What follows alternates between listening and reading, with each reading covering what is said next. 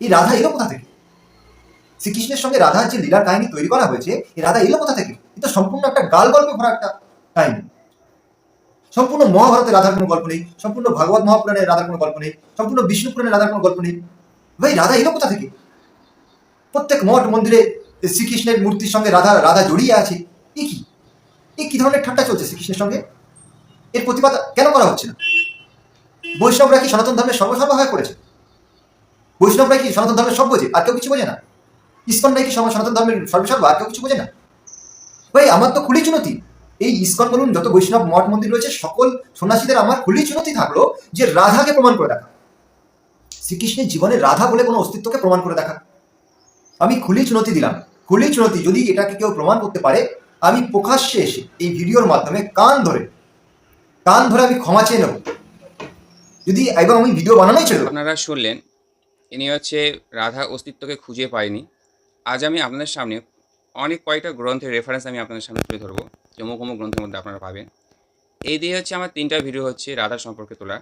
একটি হচ্ছে গর্গসংগীতা, একটি হয়েছে ব্রহ্মাণ্ড পুরাণ। আজকে আমি আপনাদের সামনে তুলে ধরবো ব্রহ্মবৈবর্ত পুরাণ। তো ইনার নাম তো হচ্ছে পবিত্র। তো এই পবিত্র বাবুকে বলতে যাচ্ছি যে আপনি তো রাধার অস্তিত্বকে অস্বীকার করছেন, এবং বৈষ্ণব সমাজকে আপনি যে চোখে দেখছেন সেই অনুসারে বৈষ্ণব সমাজ হয়ে গেছে ভণ্ড, এবং তারা আছে একটা কাল্পনিক চরিত্র কৃষ্ণের সঙ্গে জড়িত করে তারা কৃষ্ণকে কলঙ্কিত করেছে। এটা হচ্ছে আপনার হচ্ছে মেন কথা। আপনি চুনতি করছেন যে যদি প্রমাণ করতে পারে রাধার অস্তিত্ব কোথা থেকে আসছে বা রাধা কে, কোথা থেকে রাধা আসছে, তাহলে নাকি আপনি কান ধরে আপনার যে বচনটি আপনি বলেছেন।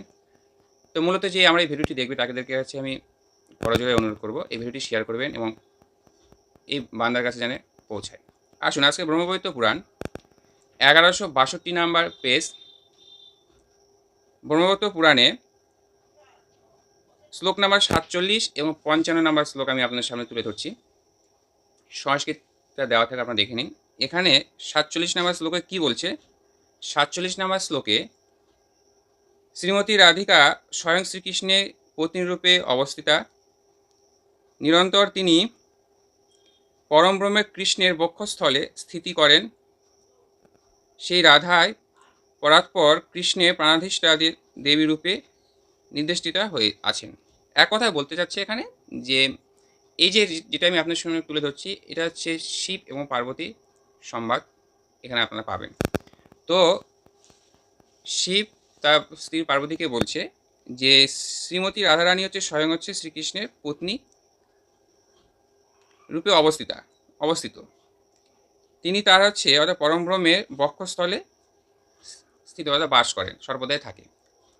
তো এই শ্লোকের মধ্যে এটা বর্ণন করা আছে।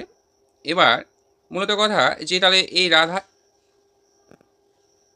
আসলো কিভাবে? এই যে রাধাটা গোলকে যে বর্ণন করেছে, এই রাধাটা হচ্ছে আসলো কিভাবে? এটা হচ্ছে মূল হচ্ছে প্রশ্ন। যেটা আপনার প্রশ্ন, রাধা হচ্ছে আসলো কোথা থেকে, বা রাধা একটা কাল্পনিক চরিত্র বলে আপনি মনে করেন। তো আপনাকে বলছি, আপনি হচ্ছে 55 নাম্বার এই ব্রহ্মবৈবর্ত পুরাণের 55 নাম্বার হচ্ছে শ্লোকে যাবেন। পেজ নাম্বার আমি আপনাকে বলে দিচ্ছি। পেজ নাম্বার হচ্ছে 1163-64 নাম্বার পেজ। সেখানে 55 নাম্বার অর্থাৎ 54-55 নাম্বার শ্লোক আপনি দেখে নেবেন, পেয়ে যাবেন। আচ্ছা, এখানে কি বললো 55 নাম্বার শ্লোকে? এখানে বলছে যে সুদামা নামক গোপের অভিশাপে সেই প্রকৃতি প্রাধান্য শ্রীমতী রাধিকা মর্তলোকে বিশ্বভানু কন্যা রূপে অবতীর্ণ হন, তাহার জননী কলাবতী নামে বিখ্যাত আছে। তাহলে এখানে আছে মূলত যে রাধারানী এই মর্তলোকে কেন এসেছে, যে সুদামার নামক এক অর্থাৎ সুদামার অভিশাপের ফলে শ্রীমতী রাধা ঠাকুরানী মর্তলোকে আসছে এবং তিনি কলাবতী নামক জননীর কন্যা হিসাবে অবতীর্ণ হন। এখানে স্পষ্ট হয়ে গেল।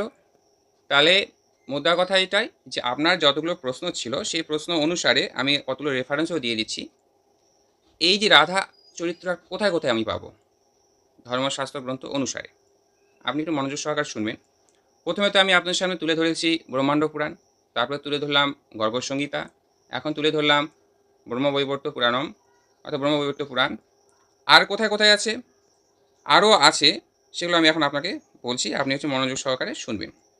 এখানে কি বলছে, মৎস্য পুরাণে পাবেন,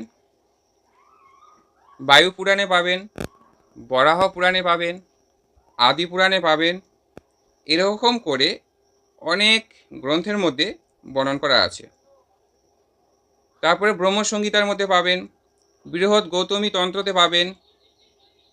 তাহলে মূলত এই যে এতগুলো গ্রন্থ, আমি কিন্তু বৈষ্ণব শাস্ত্র বাদ দিয়ে বলেছি। আপনার কথা, আপনি বৈষ্ণবকে অমান্য করেন, বৈষ্ণবদের এই সমস্ত শাস্ত্রগ্রন্থ তাদের নিজের রচিত, হ্যান ত্যান অনেক কিছু আপনি বলেছেন। তো ঘটনা হচ্ছে এটাই যে আমি যেগুলো আপনার সামনে তুলে ধরলাম, এগুলো কিন্তু বৈষ্ণব শাস্ত্র বাদ দিয়ে। তাহলে এতগুলো গ্রন্থ আছে, সেই গ্রন্থকে কি আপনি অমান্য করেন? যদি অমান্য করে থাকেন অবশ্যই কমেন্ট করে জানাবেন, কেননা গ্রন্থের থেকে যেটা আমরা পাই সেটা তো আমাদের মেনে নিতে হবে। তাহলে রাধা এখানটায় হচ্ছে সুদামের অভিশাপে মর্তলোকে আসছে, কলাবতীর কন্যার রূপে অবতীর্ণ হয়েছে। তো যাই হোক, বিচার করে আপনারা সকলে কমেন্ট করে জানাবেন। আমার 3টা যে ভিডিও দেওয়া হলো, এই 3 ভিডিওর মধ্যে দিয়ে রেফারেন্স আমি তুলে ধরেছি। যদি পুনরায় যদি আরও এই গ্রন্থগুলোতে তুলে ধরতে হয় অবশ্যই তুলে ধরবো, কমেন্ট করে জানাবেন। জয় শ্রীরাম, জয় রাধেশ্যাম, গুরু গোবিন্দের জয় হোক।